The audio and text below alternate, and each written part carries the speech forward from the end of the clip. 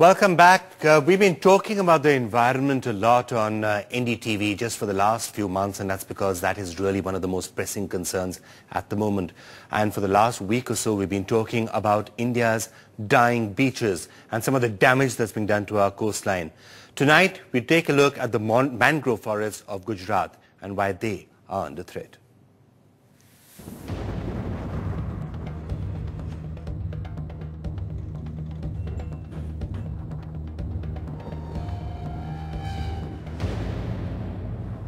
Gujarat, the state which has India's longest coastline, home to one of the country's largest ports and special economic zones, one which will occupy over 60 kilometers of the coast.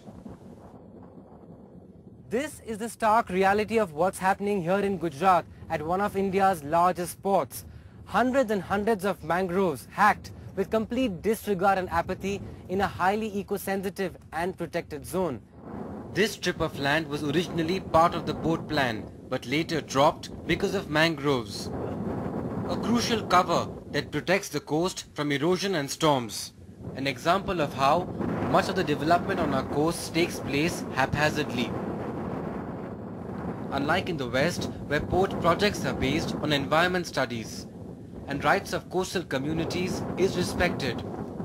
Ironically, 20 years ago, India came out with a forward-looking policy, Coastal Regulation Zones or CRZs. But since then, the CRZ policy has undergone 21 changes, effectively diluting it. So now, rural land 200 meters from the sea is no longer a no-development zone. Now, storage facilities for LNG and petrochemicals are allowed. The Environmental Clearance Authority for Ports was also transferred from the Ministry of Forests to the Ministry of Surface Transport and Shipping. A conflict of interest since the regulator and the regulated became the same. Here at the Mundra port, a top government forest official had warned against the damage to the coast. In a 2006 report, H.S. Singh used satellite pictures to issue this warning. He said the Adani private port and other projects pose a threat to mangroves. Controversy regarding the gradual and smooth destruction of mangroves near Mundra was raised again and again. Coastal line पे जो mangrove है तो वो पहले creek को block किया जाता है। क्रीक को ब्लॉक करने के बाद वो जो पानी बंद हो जाता है तो ऑटोमेटिकली मैंग्रोव खत्म होने लगते हैं। फिर गवर्नमेंट को बोलते हैं कि आपकी अनसर्वेड जमीन यहाँ पे वेस्टलैंड पड़ी हुई है तो वो हमको दीजिए।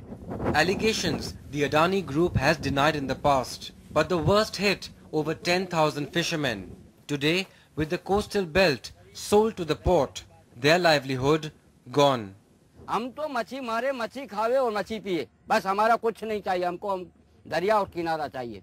लेकिन खुशी और जो उद्योगपति है उनके लिए, हमारे जो गरीब आदमी है उनके लिए सरकार को देखना ही पड़ेगा एक दिन।